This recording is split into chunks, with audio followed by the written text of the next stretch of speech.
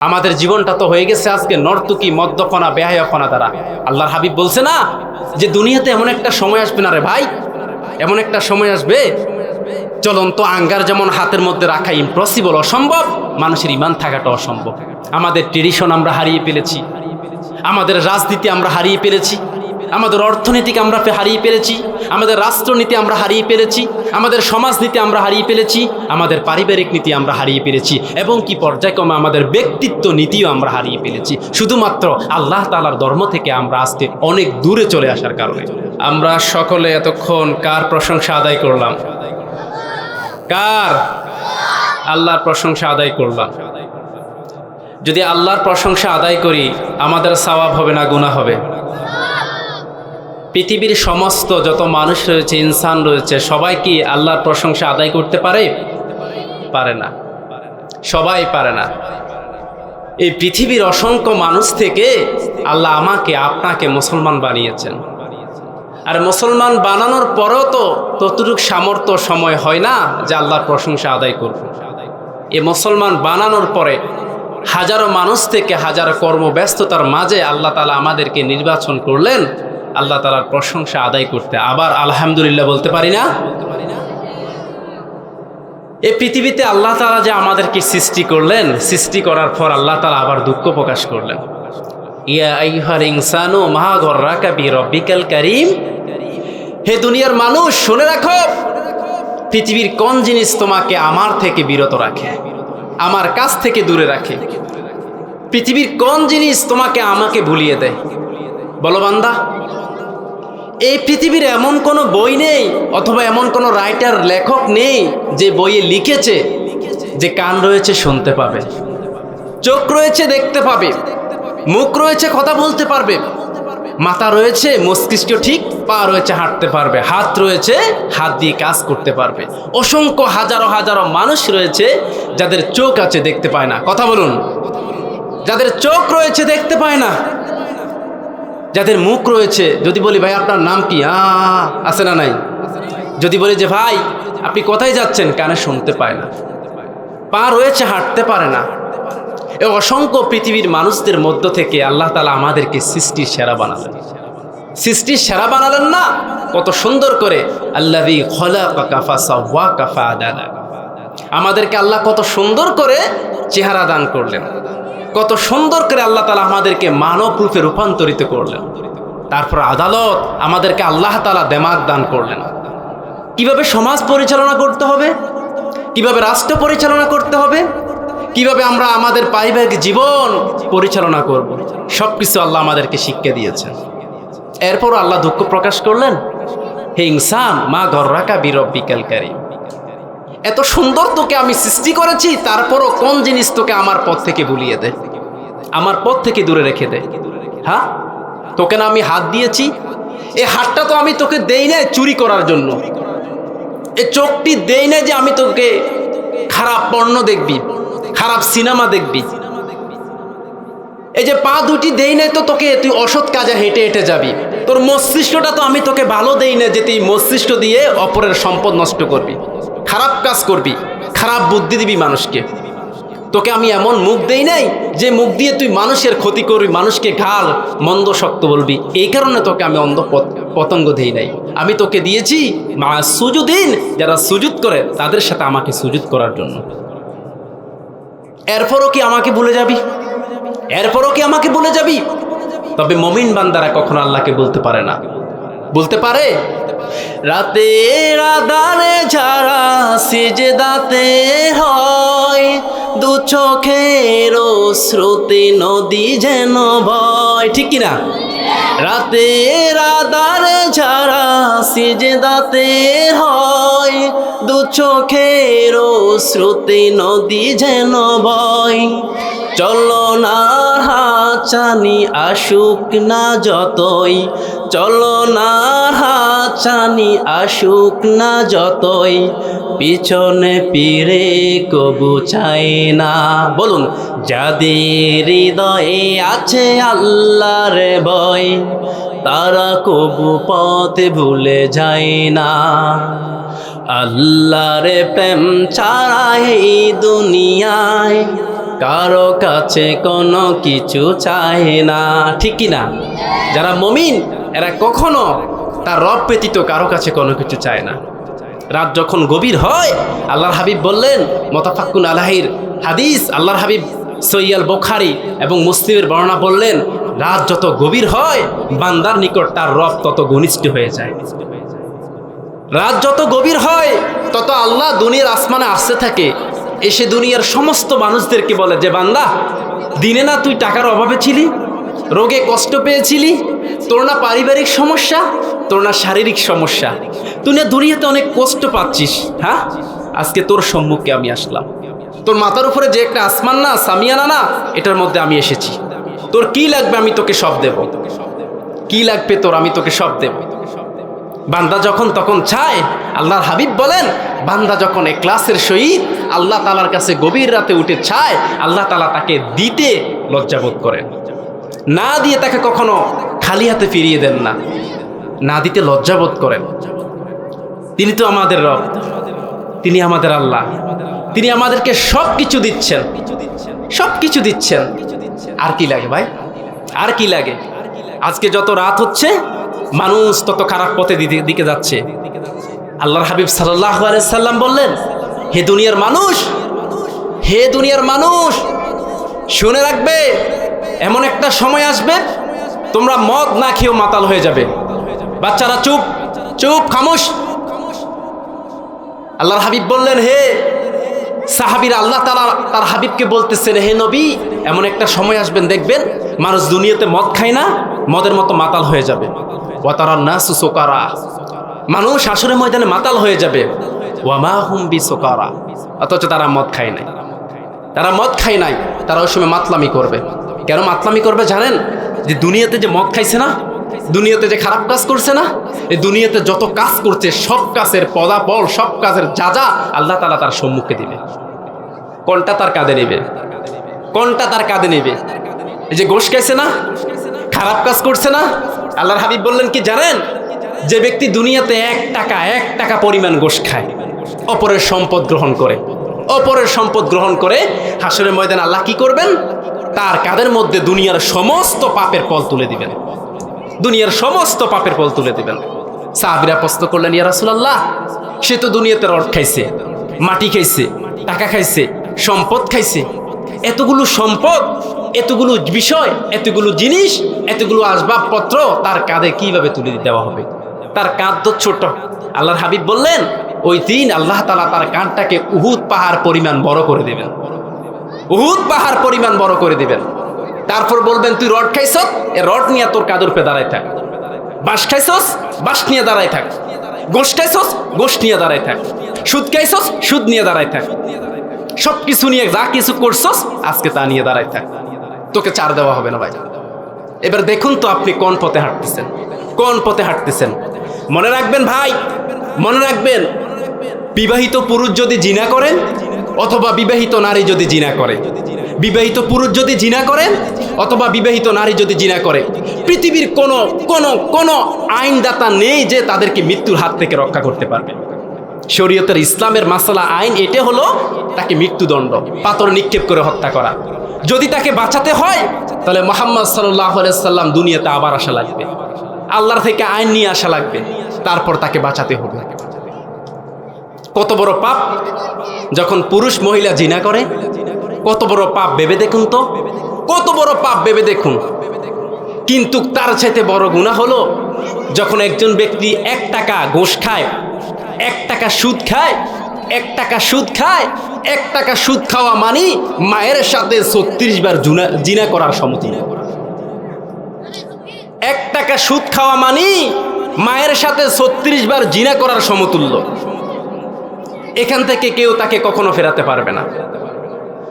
যদি এইরকম গুনাহ, আবার বলতেছি, যদি এইরকম গুনাহ পৃথিবীর সমগ্র মানুষ করে যায়, যদি এইরকম গুনাহ পৃথিবীর সমগ্র মানুষ করতে থাকে, প্রত্যেকটি মানুষ গুনাহ করতে থাকে, সেই গুনাহটাও আল্লাহ তাআলা হয়তো ক্ষমা করে দিবে, হয়তো আল্লাহ ক্ষমা করে দিতে পারে, কিন্তু একটা গুনাহ আল্লাহ ক্ষমা করবে না। ইউশরিকুল্লাহ, যে ব্যক্তি আল্লাহর সাথে শিরিক করলো। আমরা তো আজকে তাওহীদের রুবুবিয়্যাত, তাওহীদে উলুহিয়্যাতে ছিলাম না।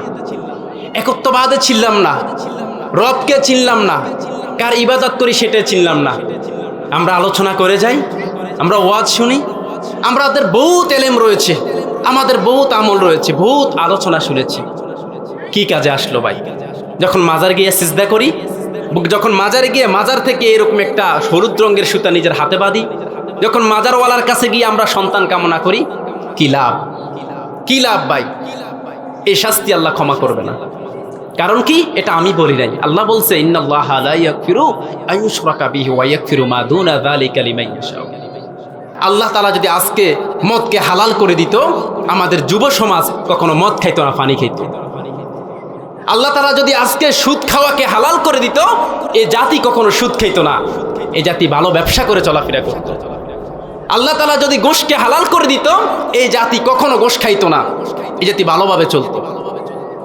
আল্লাহ তাআলা যদি পুরুষদেরকে টাকনুর নিচে মহিলাদের মতো কাপড় হেলিয়ে দুলিয়ে চলার জন্য রায় দিত, আইন দিত, কখনো পুরুষ জাতি, আমাদের বাবা জাতিরা টাকনুর উপরে কাপড় পরতো না, নিচে পড়তো না, উপরে পড়তো। টাকনুর উপরে কাপড় পরতো। যদি সবকিছু অবৈধ কাজগুলোকে আল্লাহ তাআলা হালাল করে দিত, তারা কখনো মানতো না। কারণটা কি জানেন? আল্লাহ তাআলা এই কাজগুলা শয়তান সবসময় খারাপভাবে দেখায়। এই নফসটা যেটা আমাদেরকে খারাপ পথে পরিচালিত করে, সবসময় এই নফসটা আমাদেরকে সমাজের অসৎ কাজগুলো, আল্লাহর নিষেধগুলো আমাদের সমাজে এত সুন্দরভাবে দেখায়। শয়তানের কাজগুলো অত্যন্ত চমৎকারভাবে আমাদের সম্মুখে উপস্থাপন করে, যার কারণে আল্লাহর সেই আইনকে আমরা অবহেলা করতে দ্বিধাবোধ করি না। কি করবেন? আল্লাহর কি অপরাধ? আল্লাহ আমাদেরকে সৃষ্টি করেছেন, আল্লাযী খলাকাকা ফাসাওয়াকা ফাআদালাক। দেন দিয়েছেন, ধারণা দিয়েছেন, আমাদেরকে জ্ঞান দিয়েছেন, আমাদেরকে এলেম দিয়েছেন। এটা তো আল্লাহর অপরাধ নয়। কেন আজকে আমরা এই পথে যাচ্ছি? কেন আল্লাহকে ভুলে গিয়ে আজকে আমরা অসৎ পথে পরিচালিত হচ্ছি? কি দোষ আল্লাহর? বলুন তো কি দোষ? কোন পথে যাচ্ছি আমরা? এই দুনিয়ার মানুষগুলো খারাপ পথে যেতে যেতে এমন অবস্থায় রূপান্তরিত হয়েছে, এমন অবস্থায় চলে গিয়েছে, দেখবেন বুড়া বেড়া, বুড়া বাবা, তার কাছে 1 টাকা নাই, 5 টাকার চা খাইতে পারে না। যদি তার সমতুল্য কোনো বাবা সিগারেট খায়, বিড়ি খায়, দেখবেন তার পাশে গিয়া ওই বুড়া বাবা দাঁড়িয়ে থাকে, কখন জানি আমার বন্ধু বুড়া সিগারেটের কিছু অংশ আমাকে দাঁড় দিবে। দেখুন না, এই সিগারেটটা তো আমাদের শরীরের জন্য ক্ষতিকর, আমাদের দেহের জন্য ক্ষতিকর। আপনি দেখেন না, বাবা ভিক্ষুকের মতো কত কাতর ভিতর হয়ে দেখবেন দোকান ফাটে, বাবা অপর সিগারেট খোরের পাশে গিয়ে বসে থাকে, কখন জানি সে সিগারেটের অর্ধাংশ খাবে, বাকি অংশ তাকে দিবে, তারপর খেয়ে নিবে। যে জিনিসটা আল্লাহ হারাম করে দিয়েছে, সেই জিনিসটার প্রতি আজকে আমরা দাবিত। আল্লাহ তাআলা যদি কইতো, বন্ধু তুমি সিগারেট খাও, এ জাতি কখনো সিগারেট খাইতো না। মানে এদের নফসটা হলো আল্লাহ তাআলার অবাধ্যতা হবো, আল্লাহকে অস্বীকার করে ফেলবো। লাভ কি ভাই? লাভ কি? লাভ কি? আপনি যে মদ খান, আপনি যে আজকে মদের সাথে জড়িত, আপনি যে আজকে মাদকের সাথে জড়িত, একটা মূর্খ অলস একটা যুবকের সাথে সংসার করে একজন নারী জীবন সুখী করতে পারবে, কিন্তু একজন মদুরীর সাথে সংসার করে জীবন সুখী করতে পারবে না, কখনো পারবে না। না চিনে স্ত্রীর ভালোবাসা, না চিনে স্বামীর ভালোবাসা, না চিনে তার মা বাবার ভালোবাসা, না চিনে তার সংসারের ভালোবাসা, না চিনে সে মুসলিম, না চিনে সে দেশের ভালোবাসা। কি চিনে সে? কারণটা কি? সে যখন নেশা করে তার দেন ধারণা একেবারে লুপ্ত হয়ে যায়। মনে রাখবেন বাবা, মদ খেয়েছেন আজ থেকে প্রায় 39 দিন আগে। কতদিন আগে? 39 দিন আগে আপনি মদ খেয়েছেন। ওই দিন মদ খাওয়ার পর আপনি কি করলেন? ভালো করে আপনি গোসল করলেন, ভালো করে পারফিউম ব্যবহার করলেন, ফজরের সালাত আদায় করলেন। এইভাবে 1 দিন 2 দিন 3 দিন আপনি নামাজ পড়তে লাগলেন। নামাজ পড়তে পড়তে পড়তে আপনি 39 দিন পর্যন্ত ইবাদত করলেন, নামাজ পড়লেন। রাসূল বলছেন তার নামাজ আল্লাহ কখনো গ্রহণ করবে না, যতই সে পবিত্র হোক না কেন, যতই সে পবিত্র হোক না কেন, এই নামাজ আল্লাহ কখনো গ্রহণ করবে না। এই নামাজ কখনো গ্রহণ করবে না যদি না যতক্ষণ পর্যন্ত সে তাওবা করে, যদি না যতক্ষণ পর্যন্ত সে তাওবা করে, ততক্ষণ পর্যন্ত আল্লাহ তাআলা তার ইবাদতে গ্রহণ করবে না। এই অবস্থা যদি সে মারা যায়, আল্লাহর হাবিব বললেন দাখালান নার, সে জাহান্নামে যাবে, সে জাহান্নামে যাবে। জাহান্নাম ছাড়া তার সম্মুখে আর কোনো পথপন্থা নেই। যুবক ভাই, একটা কথা মনে রাখবেন, এই কান তো আল্লাহ তাআলা আমাকে দেয় না, আপনাকে দেয় নাই রাত ধরে কানে হেডফোন লাগিয়ে গান শুনবো। এই কান তো আল্লাহ তাআলা দেয় নাই রাত ভরে পড়ো পুরুষ পর নারীর সাথে কথা বলবো। এই কান তো আল্লাহ তাআলা আমাদেরকে দেয় নাই যে আমরা খারাপ কিছু শুনতে পাবো। এই চোখ তো আল্লাহ তাআলা দেয় নাই খারাপ কিছু দেখতে পাবো। এই হাত তো দেয় নাই খারাপ কিছু গিয়ে আমরা আঘাত করব। এই পা তো দেয় নাই খারাপ সিনেমা হলে আমরা গিয়ে বসবো। এই মাথা তো দেয় নাই আমাদেরকে আল্লাহ তাআলা এমন কাজ করে মানুষের ক্ষতি সাধন করব। এই কারণে আল্লাহ দেয় নাই ফাজআলনা সামিয়াম বাসীরা। আমি তাকে কি সুন্দর শুননেওয়ালা বানিয়েছি, দেখনেওয়ালা বানিয়েছি। শোনার জন্য তাকে আমি চোখ দিয়েছি, শোনার জন্য তাকে আমি কান দিয়েছি, দেখার জন্য চোখ দিয়েছি। পৃথিবীর সব কিছুকে আমি বলছি কোন হও হও হও, সব হয়ে গেছে। কিন্তু আমি আল্লাহ তাআলা খলাক না, আমি নিজ হাতে কুদরতি হাতে দয়া করে আমার বান্দাদেরকে বানাইছি। এরপরও তারা আমাকে অস্বীকার করে, এরপর অস্বীকার করে। রাত ধরে কানে হেডফোন লাগিয়ে গান শুনলেন, রাত ভরে খারাপ সিনেমা দেখলেন, আর মৃত্যুকালীন আপনার মসজিদের ইমাম সাহেব এসে আপনাকে কালিমার তাকলিমা দিল, কালিমা পড়ালো, আপনাকে কালিমা তাকলিদ দিল।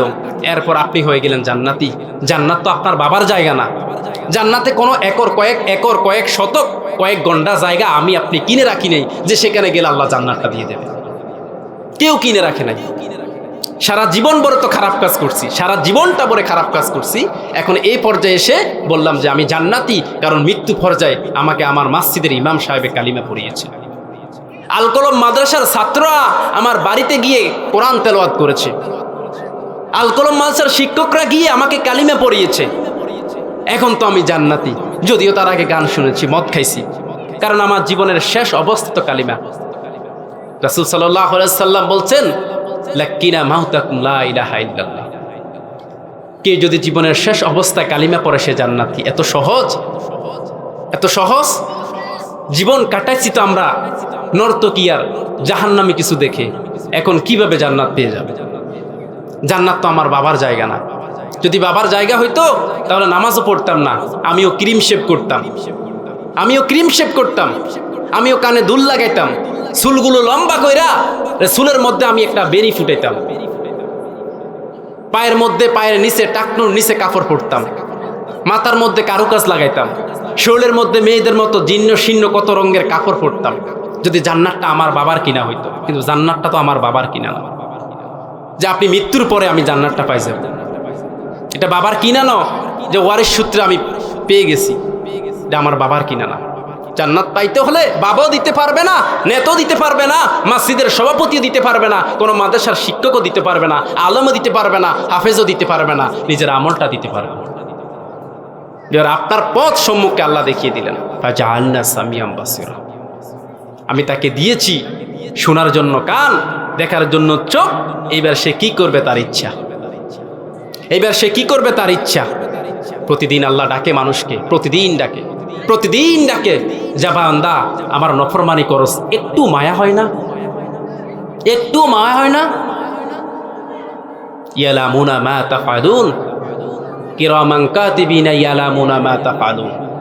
আমরা কি করি না না করি, কিরামান কাতিবিন দুজন ফেরেশতা সবসময় কিন্তু লিপিবদ্ধ করে দেয়। কি করতেছি না না করতে সব কিছু লিখে দেয়। প্রতিদিন আল্লাহ আমাদেরকে ডাকে, প্রতিদিন ডাকে, বান্দা আয় না, আয় না, আয় না। দেখুন না পৃথিবীর মানুষগুলো মানুষদেরকে হত্যা করতে পারলে খুশি হয়। আজকে দেখেন না এই পৃথিবীর মধ্যে মানুষ মানুষকে হত্যা করার জন্য সবচাইতে বেশি ইকোনমিক অর্থনৈতিক যোগান দিচ্ছে। একটা পারমাণবিক বোমা বানালে যে টাকা খরচ হয়, এরকম কিছু পারমাণবিক বোমার টাকা দিয়ে একটা রাষ্ট্রের শিক্ষা, সংস্কৃতি, বাসস্থান, খাদ্য, বস্ত্র সব কিছু হয়ে যাবে। কিন্তু মানুষ তো তা করতেছে না, বরং মানুষ মানুষকে হত্যা করার জন্য আজকে পারমাণবিক বোমা বানাচ্ছে। মানুষ মানুষকে হত্যা করার জন্য, মানুষ মানুষকে হত্যা করার জন্য। তার মানে আপনি অপর ভাইকে ঘুষি দিলেন, অপর ভাই আপনাকে ঘুষি দেওয়ার জন্য উগ্র মেজাজে লুকিয়ে রয়েছে, কখন জানি সুযোগ পায় আপনাকে ফিরিয়ে দিবে সেই ঘুষিটি। কিন্তু আল্লাহ তাআলা একজনই, only one waits all the time to give you, He's the Lord, He's enough to take you all your trouble. একজন শুধু আল্লাহ, আল্লাহ ছাড়া আর কেউ কখনো আমাদের জন্য অপেক্ষা করে না। একজনে অপেক্ষা করে।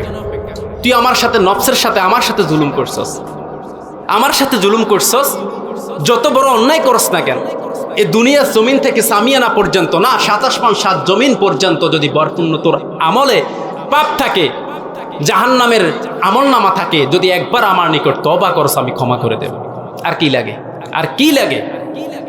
আল্লাহ তো ক্ষমা করে দেওয়ার জন্য অপেক্ষা করতেছে। আমরা কই যাচ্ছি?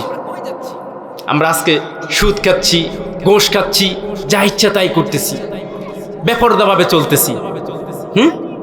যেই আল্লাহ তাআলা একটা ঘুমন্ত ফাঁকিকে গাছের ডালে বসে থাকার জন্য সুযোগ করে দেয়, ফাঁকি কখনো গাছের ডাল থেকে মাটিতে পড়ে না, সে আল্লাহ কি আমার আপনার রিজিকের ব্যবস্থা করে দেয় না?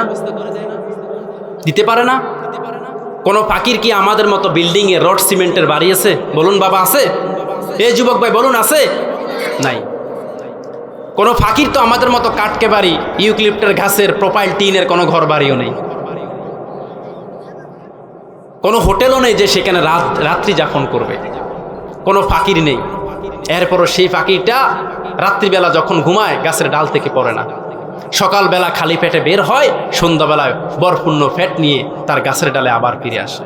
আর আমরা আল্লাহ বললেন হাত্তা যুরতুমুল মাকাবির, এই জাতিগুলোর কখনো ফ্যাট ভরবে না সম্পদ দিয়ে যতক্ষণ পর্যন্ত কবরের মাটি তার ফ্যাটে বরপূর্ণ না হয়।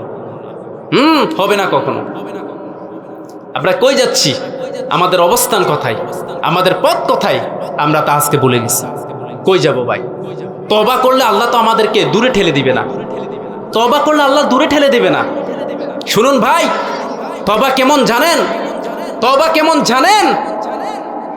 মা যখন গরম ফুটফুটে পানি করে, আমরা যখন কাপড় চোপড় নোংরা করে ফেলি, আমাদের মা গরম পানি করে। এই গরম পানিতে কি করবে? কাপড়গুলো সাবান দিয়ে নেংড়িয়ে ধুয়ে দিবে আমাদের জন্য, পরবর্তীতে যেন আমরা গায়ে দিতে পারি। মা যখন কোনো ঘরে কোনো রুমেতে যদি কখনো কোনো গরম পানি টকবক করে এই অবস্থায় গরম পানি তৈরি করতে থাকে, পানি যখন টকবক করে, এই যুবক ভাইয়েরা শুনুন, পানি যখন টকবক করে, মায়ের যদি ওজর আসে, সেই মায়ের যদি কখনো প্রাকৃতিক সমস্যা দেখা দেয়, মা দরজা খুলে দিয়ে পানি টকবক করতেছে এই অবস্থা রেখে মা চলে যায়। কোথায় চলে যায়? তার ওজর এসেছে, প্রস্রাব পায়খানার জায়গায় চলে যায়। যদি সেই মা ছোট্ট একটা বাচ্চা রেখে যায়, বাচ্চা কি করলো? ছোট্ট বাচ্চাটা মা যে টকবক পানি রেখে গিয়েছিল, দরজার লক লাগায় নাই, দরজা লক করে নাই, বাচ্চাটা টকবক করে আস্তে আস্তে হেঁটে সেই টকবক করা পানির উপরে পড়ে গেল। পড়ে গিয়ে তার শরীর থেকে মাংসগুলো চলে গেল, শুধুমাত্র হাড়গুলো দেখা যাচ্ছে। এই অবস্থা যদি তার মা আসে, তার সন্তানকে এই অবস্থা দেখে, দরজা খুলে অথবা রুমে ঢুকে, তার মায়ের কি অবস্থা অনুভূতি হবে একবার ভেবে দেখুন। কি অবস্থা হবে? কি অবস্থা হবে সেই মায়ের? একবার ভেবে দেখুন তো। হায় আল্লাহ, আমি কি করলাম? যদি এই মাকে আল্লাহ তাআলা পরবর্তীতে আরো 100টি সন্তানও দেয়, জনম ভরে সে যতদিন বাঁচবে কখনো এইভাবে গরম পানি তার চুলার উপরে বসিয়ে দরজা খুলে কখনো সে কোথাও যাবে না। কথা বলুন, এটাকে বলে তাওবা। জনম ভরে তাওবা করছি, আর খারাপ কাজে যাব না। জনম ভরে তাওবা করছি। মানুষ সকালবেলা থাকবে ইমানদার, বিকেলবেলা বেঈমান, বিকেলবেলা থাকবে ইমানদার, সকালবেলা বেঈমান। হ্যাঁ, এই অবস্থা আমাদের হবে, এই অবস্থা আমাদের হবে। আমরা তো দুনিয়াতে আজকে কবর সাজাচ্ছি, দুনিয়ার সমস্ত সম্পদ দিয়ে কবর সাজাচ্ছি, সাজিয়ে নিচ্ছি কবর। এ যুবক, আমরা তো দুনিয়ার সম্পদ দিয়ে আজকে কবর সাজাচ্ছি। কবর সাজাবেন কেমনে? এই দুনিয়ার সম্পদ দিয়ে কবর সাজাবেন কেমনে? কবরের জ্যাব নাই, কবরের পকেট নাই, কবরে টাকা নেয় না, কবরে স্বর্ণ নেয় না, কবরে আপনার আমল নেয়। কবর সাজাইতে হলে শুধু আমলটাই প্রয়োজন, আর কোনো কিছুর প্রয়োজন নাই। কি নিবেন? আর কোনো কিছুর প্রয়োজন নাই। আল্লাহর হাবিব সাল্লাল্লাহু আলাইহি সাল্লাম বলেন, এই বাচ্চারা চুপ। আল্লাহর হাবিব সাল্লাল্লাহু আলাইহি সাল্লাম বলেন, দুনিয়ার মানুষ শুনে রাখো, বনি ইসরায়েলের একজন লোক ছিল কিফিল। শুনে রাখবেন, একজন ভাই ছিল কিফিল বনি ইসরায়েলের। তার চাচাতো বোন, হাদিস শরীফে এসেছে, তার চাচাতো বোন একদিন তার কাছে এসে বলল, কিফিল ভাই, আমি তো খুব অভাবী, আমার বাবা নাই, আমাকে 200 দিরহাম দিবা। যদি আমাকে 200 দিরহাম দাও তাহলে আমি তোমাকে পরবর্তীতে দিয়ে দেব। আমি তোমাকে 200 দিরহাম পরবর্তীতে দিয়ে দেব, আমাকে দিবা? বলল, হ্যাঁ নিতে পারো, একটি শর্ত রয়েছে। তুমি 200 দিরহাম নিবা, আমাকে দেওয়া লাগবে না, তবে পরবর্তীতে তুমি আমার সাথে রাত্রি যাপন করতে হবে। এই শর্ত যদি তুমি রাজি হও তাহলে 200 দিরহাম নিয়ে নাও, কোনো দাবি নাই, শুধু একটি রাত আমার সাথে যাপন করতে হবে। বোনটি চলে গেল। চলে যাওয়ার পর যখন বোনের আবার প্রয়োজনীয় টাকার দরকার হয়েছে, ঘরে টাকা নাই, কি করবে, আবার চলে গেল সে। আবার এসে আর ভাই কিফিলকে বলল, কিফিল ভাই টাকা দিবেন কি আমাকে? আমি দিয়ে দিব। বলল দিতে তো রাজি, তোমাকে আগেও বলছি যদি তুমি আমার সাথে একটি রাত উদযাপন করো। বোনটি কেঁদে দিলেন, চোখ থেকে অশ্রুগুলো জমিনে পড়তে লাগলো। টাকার অভাব, কি করবে? এই ভাই থেকে তিনি টাকা নিলেন 200 দিরহাম, নিয়ে যাওয়ার পর চলে গেল। রাত যখন গভীর হয় না, সে বোন তার রুমে আসলো। আসার পর কিফিল কি করলো, বোনকে বলল তুই আসলি, আসলাম, আয় আমার রুমে আয়, তোর জন্য আমার প্রসাদ খোলা, তোর জন্য আমার রুম খোলা, তোর জন্য আমার জায়গা খোলা। তুই 200 দিরহাম নিছস, প্রয়োজনে আরো 200 দিরহাম দেব। বোনের শরীর থেকে যত ধরনের আবরণ রয়েছিল প্রত্যেকটি আবরণ পোশাক খুলে ফেললো। কিফিল নিজও তার শরীর থেকে কাপড়ের পোশাকগুলো খুলে ফেলল। যখন বোনের গায়ের উপরে বসলো তখন বোন বলল, কিফিল ভাই তুমি যা ইচ্ছা আমাকে তাই করতে পারো, তবে একটাই ভয় লাগে, কে জানি আমাদেরকে লুকিয়ে লুকিয়ে দেখতেছে। কিফিল বলল কে? বলল তোমাকে কেউ দেখে না, আমাকেও কেউ দেখে না, তবে আল্লাহ তো আমাদেরকে দেখতেছে। তুমি যে এই কাজ করতেছো আল্লাহর কাছে কি জবাব দেবা? আমি তো টাকার কষ্টে তোমার থেকে 200 দিরহাম ধার নিয়েছিলাম, তুমি যে রাত্রি যাপন করতেছো কি জবাব দিবা?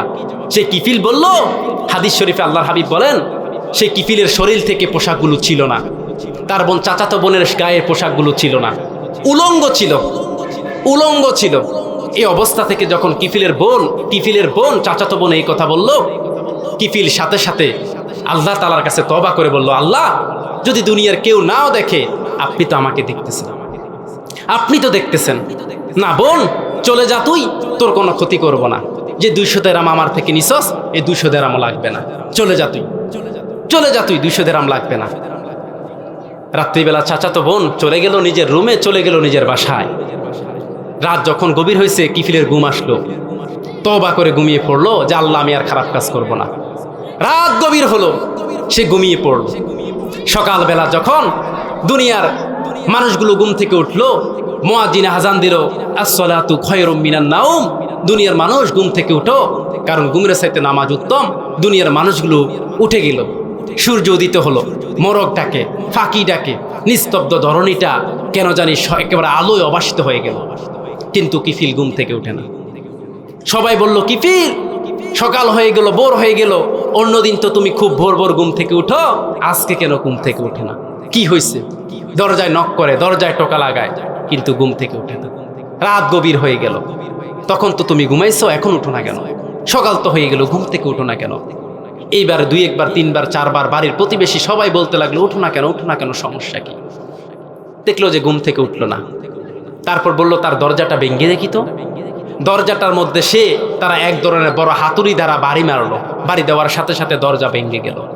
দরজা ভেঙে যাওয়ার পরে দরজাতে ঢুকে দেখলো যে কিফিল দুনিয়ার জমিনে নাই, কিফিল মারা গিয়েছে, দুনিয়ার জমিন থেকে চলে গেছে। আর কে জানি কিফিলের দরজার সম্মুখে লিখে দিয়েছে যে কিফিলের যাবতীয় জীবনের সমস্ত গুনাহ গতকালকের তাওবা দ্বারা আল্লাহ ক্ষমা করে দিয়েছে। কে জানি দরজার মধ্যে লিখে দিয়েছে কিফিলের সমস্ত জীবনের গুনাহ গতকালকের তওবা দ্বারা আল্লাহ ক্ষমা করে দিয়েছে। সে আল্লাহ কি এখন জীবিত না মৃত? জীবিত না মৃত? আছে না মারা গেছে? আছে না মারা গেছে? সে আল্লাহ রয়েছে। আমরা কোন পথে হাঁটতেছি ভাই? আমরা কোন পথে হাঁটতেছি? আমাদের গন্তব্য কোথায় আমরা ভুলে গেছি। আমাদের যাত্রা কোথায় থেকে আমরা ভুলে গেছি। আমাদের পথপন্থা সব ভুলে গেছি। আমাদের দুনিয়াবি সব কিছু আজকে আমরা হারিয়ে ফেলেছি, সব কিছু হারিয়ে ফেলেছি। কি করবেন? কি করবেন? আল্লাহ তাআলা এই কারণে বললেন, নবী আমি এদেরকে বানাইছি, আমি এদেরকে জাহান্নামে দেওয়ার জন্য না, জাহান্নামে দেওয়ার জন্য না। সুলাইমান আলাইহিস সালামের সমকালীন নবী ইউনুস আলাইহিস সালাম যখন মাছের পেটে ছিলেন, মাছের পেটে থাকার পরে আল্লাহ তাআলা মাছের পেট থেকে তাকে বের করলেন, হেফাজত করলেন, মুক্ত করে দিলেন। মুক্ত করে দেওয়ার পরে সেই নবী ইউনুস আলাইহিস সালামকে আল্লাহ ওহীর মাধ্যমে, পয়গম্বরের মাধ্যমে জানিয়ে দিলেন, হে নূহ, হে ইউনুস, শুনে রাখ, এই দুনিয়ার মানুষগুলা তোর যে কম রয়েছে তারা তওবা করে আজকে আমার একনিষ্ঠ বান্দা হয়ে গেছে। যাস না? যা, এদের সম্মুখে তুই যা, যাওয়ার পথে নবী ইউনুস আলাইহিসসালাম দেখলেন যে একজন কামার তো চিনেন বাবা, চিনেন না? একজন কামার তার কামারিত্ব দিয়ে সে মাটির ফুতুল, মাটির অনেক কিছু বানাইতেছে, চুলা ডেকি যা যা লাগে তা বানাইতেছে। নবী ইউনুস আলাইহিস সালাম বললেন, হে তুমি এগুলো বানাচ্ছ কেন? এগুলো তো বানানো ভালো না, এগুলো ভেঙ্গে ফেলো। সে বলল, না আমি ভাঙতে পারবো না। বললো, না এগুলো ভেঙ্গে ফেলো। কেন বানাইলা? ভেঙ্গে ফেলো। সে বলল, না আমি ভাঙতে পারবো না। পরবর্তীতে সে আল্লাহর কাছে বলল, আল্লাহ আমি যখন আমার কওমের কাছে যাব, পথিমধ্যে দেখলাম একজন কুমোর তার হাত দ্বারা নিখুঁতভাবে মাটির পুতুল, মাটির চুলা, মাটির ডেকি, মাটির কুলা অনেক কিছু বানাইছে, অনেক কিছু বানাইছে। হ্যাঁ, অনেক কিছু বানানোর পর আমি তাকে বলেছি এগুলো ভাঙার জন্য, সে ভাঙলো না। আল্লাহ বলল, যদি একজন কুমার মাটির পুতুল না ভাঙতে পারে, তাহলে আমি কিভাবে আল্লাহ হয়ে আমার সেই উম্মতদেরকে জাহান্নামে ফেলে দিতে পারি? বলো যুবক ভাইয়েরা, পরিশেষে একটা কথা বলবো, শেষ সময় চলে এসেছে, জীবনের ক্রান্তি লগ্ন চলে এসেছে। আমরা কখন সজাগ হব? আজকে আমাদের অবস্থা খুব নাজুক, আমাদের অবস্থা খুব খারাপ। আমরা কোথায় যাব? আমরা কোথায় যাব? আমাদের রাষ্ট্র তো আজকে রাষ্ট্রের জায়গা নাই, আমাদের অবস্থায় জায়গা নাই। রাসূল আকরাম সাল্লাল্লাহু আলাইহি সাল্লাম বলেছেন, কোনো ব্যক্তির সুরত সিরত যদি ইমানদারের মতো থাকে, তাকে বেঈমান বলতে সাবধানে বলবা। এই যে আওয়ামী সরকার কিছুদিন আগে রাজনীতি করলে তো বলে যে এখন ওয়াজ মাহফিলটা রাজনীতির একটা অংশ হয়ে গেছে। না বাবা, রাজনীতির অংশ হয় নাই। বলতে হয় আমি চাই না আমার স্থান থেকে রাজনীতি করতে, ওয়াজ মাহফিল এটা ওয়াজ মাহফিল চলবে। আমি যেখানে জুমা পড়াই সেখানে গিয়ে বলবেন আমি কি জুমাতে কখনো রাজনীতির আলোচনা করি? না বাবা, করি না। তবে এখন মনের কষ্ট থেকে বলতে হচ্ছে, মনের কষ্ট থেকে সে সৈরা সারিনীকে বলতে হচ্ছে। আল্লামা দেলোয়ার হোসেন সাঈদীকে কতদিন না জেলখানার মধ্যে রাখলো, কতদিন না জেলখানার মধ্যে রাখলো। তারপর আল্লামা সাঈদীকে যে কোনো কৌশল করে সে মেরে ফেললো। মামুনুল হককে বিনা কারণে কতদিন না জেলখানায় রাখলো। জুনায়েদ আল বাবনগরীকে হাত দিয়ে চোর মারলো। এইভাবে তো অসংখ্য আলেমদেরকে নির্যাতন করলো, অসংখ্য আলেমদেরকে সে শেষ করলো। কি অপরাধ ছিল সে আলেমদের? অসংখ্য আলেমদেরকে কারাবন্দী করে রেখেছিল। এই সমস্ত মুসলিম আলেমদেরকে সে কারাবরণ করতে, নির্যাতিত করতে, ফাঁসির কাস্তে ঝুলাতে, ফাঁসির মঞ্চে ঝুলাতে, এবং কি তাদের গায়ে হাত দিতে, এবং কি তাদেরকে আয়নার ঘরে রাখতে দ্বিধাবোধ করে নাই। সেই রকম সেই স্বৈরাচারিণী আজকে ভারতে গিয়া সেখান থেকে ইসকনের সেই যে লোকটাকে গ্রেপ্তার করা হয়েছে সেই ইসকনের লোকটার পক্ষে আজকে সেখান থেকে ফেসবুকে লিখে তাকে মুক্ত করে দেওয়ার জন্য। ভাই, মনের অন্তর থেকে, হৃদয়ের একেবারে গহীন থেকে বলতে হয়, এতগুলো আলেমদেরকে বিনা কারণে আয়না করে রেখেছেন, এতগুলো আলেমদেরকে বিনা কারণে স্ত্রী থেকে দূরে রেখেছেন, তার সমাজনীতি থেকে দূরে রেখেছেন, তার ছেলে সন্তানদের সাথে থাকতে দেন নাই, তার সবকিছু থেকে দূরে রেখেছেন। আপনি মুসলিম হয়ে নিজেকে মুসলিম নামদারি বলে আপনার হৃদয়ে রক্তকরণ হয়নি। আজকে সেই ভারতের ইসকনের পক্ষে নিষ্কন সেই হিন্দুটাকে যখন গ্রেপ্তার করা হয়েছে তার পক্ষে আপনি কথা বলেন। বুঝতে হবে তো আপনি কখনো মুসলমানদের সন্তান নয়, আপনি ইসকনের সন্তান। কথা বলুন, কথা বলুন। আপনি মুসলমানের সন্তান না। আপনার জন্ম তলব করলে বুঝতে হবে আপনি হিন্দুত্ববাদ ইসকনের সন্তান। মুসলমান আলেমদের জন্য আপনার হৃদয়ে রক্তকরণ হয়নি। আপনার সাথে সেই আলেমদের কখনো টাকা নিয়ে সম্পর্ক ছিল না, ব্যাংক ব্যালেন্স নিয়ে দ্বন্দ্ব ছিল না, অনেক কিছু নিয়ে, নারী বাড়ি নিয়ে দ্বন্দ্ব ছিল না, হয়তো কিছুটা রাজনীতি ছিল। আর আলেমরা তো রাজনীতি করার প্রয়োজন নেই, কিন্তু ইসলাম তো শিখে আলেমদেরকে রাজনীতি করাইতে। আজকে রাতভর এখানে আলোচনা শুরু হয়েছে, রাতভর আলোচনা করব, রাতভর আলোচনা হবে। মদের বিরুদ্ধে কথা হবে, জুয়ার বিরুদ্ধে কথা হবে, ঘুষের বিরুদ্ধে কথা হবে, সব কিছুর বিরুদ্ধে কথা হবে। ভাই, এমনও দেখা যাবে যে আগামীকাল আবার শুরু হবে, এগুলা সংশোধন না হবে, হওয়ার সম্ভাবনা কম। কারণ তাদের কলবে তো মোহর মেরে দিয়েছে আল্লাহ। কিন্তু ভাই, যখন ইসলামী রাজনীতি গিয়ে আপনি সে সংসদে যাবেন এমপি মন্ত্রী হয়ে, সেখান থেকে আপনি আইন পাস করতে পারবেন। আজকে থেকে কেউ যদি মদ খায় তার ফাঁসায় 80টা বেতাঘাত করো। আজকে থেকে কেউ যদি জিনা করে তাকে 100টা দৌড়া মারো। বিবাহিত পুরুষ নারী যদি জিনা করে তাকে ফাতর নিক্ষেপ করে হত্যা করো, চোরের হাত কাটো। যদি এইভাবে ইসলামী রাজনীতি বাংলার ভূমিতে কায়েম হয়, তাহলে আগামীকাল থেকে 80 ভাগ স্বৈরাচার, 80 ভাগ দুর্নীতিবাজ, 80 ভাগ মানুষ সংশোধন হয়ে যাবে। কথা বলুন। আজকের নিউজ মাছরাঙ্গা টেলিভিশনে দেখলাম, আমার দেশ থেকে প্রতি বছর 16 মিলিয়ন টাকা উদয় হতো। 16 মিলিয়ন টাকা আমার দেশ থেকে গত 16 বছর আমার দেশ থেকে $240 মিলিয়ন এই বাংলাদেশ থেকে পাচার হয়েছে। আর বাংলাদেশের রিজার্ভে রয়েছে মাত্র 17 বিলিয়ন ডলার। বাকি সব টাকা উদাও। কত টাকা লাগে মানুষ বাঁচতে? একটা মানুষের তো চলার জন্য মাসে 20 থেকে 25,000 টাকা হলে মোটামুটি চলা যায়। মানুষ তো স্বর্ণ খায় না, স্বর্ণর থালা তো ভাত খায় না। স্বর্ণ খেতে যদি স্বর্ণ খাওয়া যায় তো তাহলে বলতে হতো যে তার প্রতি মাসে কোটি টাকা দরকার, কারণ সে তো স্বর্ণ খায়, স্বর্ণ খাইতে হবে, স্বর্ণ ক্রয় করতে হবে। স্বর্ণ তো মানুষ খায় না। এত টাকা কই গেল? কি করবেন? গতকালকে আমাদের বাংলাদেশের রাষ্ট্রদূত যে ভারতে রয়েছে, সেখানে ভারতীয়রা, উগ্রবাদী হিন্দু আর নিষ্কন গ্রুপেরা, সেই স্বৈরাচারিণী দোসররা আমাদের ভারতের যে বাংলাদেশের হাই কমিশনার রয়েছে সেখানে আঘাত করে আমার মুসলিম ভাইকে নির্যাতন করেছে। আমরা একনিষ্ঠভাবে বলে দিতে চাই, তোমরা যদি বাংলাদেশের 1,47,610 বর্গ কিলোমিটার দখল করার জন্য এগিয়ে আসো, আমরা মুসলমানরা কাঁধে কাঁধ রাখিয়ে, কাঁধে কাঁধ মিলিয়ে, হাতে হাত মিলিয়ে সশস্ত্র নিরস্ত্রভাবে 30,84,000 ভারতের বর্গ কিলোমিটার গাজওয়াতুল হিন্দের ডাক দিয়ে দখল করব। কথা বলুন। আমরা একনিষ্ঠভাবে বলে দিচ্ছি, তোমরা যদি নীলকর সেই জমিদার, স্বৈরাচার জমিদার হয়ে পৃথিবীতে বাংলার ভূমিতে আঘাত করতে আসো, তাহলে আমরা সেই তিতিমুর হয়ে বাঁশের কেল্লা গাঁথবো। কথা বলুন। তোমরা যদি বদর উহুদ খন্দকের দিকে এগিয়ে আসো, তাহলে আমরা খালিদ বিন ওয়ালিদ ইকরামা রাদিয়াল্লাহু তাআলার উত্তরসূরি হয়ে আঘাত আনবো। কথা বলুন।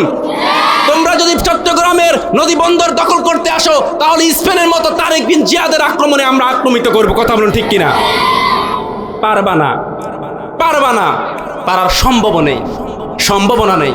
কারণ মুমিন বুলেটের আগায় কি দেখে জানেন? গুলির নলের আগায়, বুলেটের আগায় দেখে জান্নাত, শহীদ হয়ে যাবে।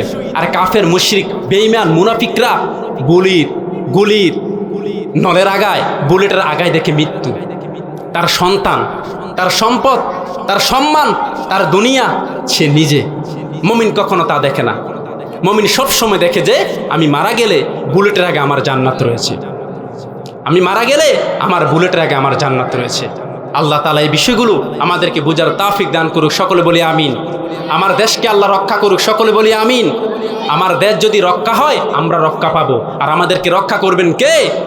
তোমাদের সাথে রয়েছে ইসকন, তোমাদের সাথে রয়েছে মুনাফিক, স্বৈরাচার, সব আমাদের সাথে রয়েছে আমাদের আল্লাহ। আর কোনো কিছু প্রয়োজন নেই। দেখেন কথা বলুন, ঠিক কিনা? আল্লাহ তাআলা এই বিষয়গুলো আমাদেরকে বোঝার তৌফিক দান করুক। সকলে বলি আমিন।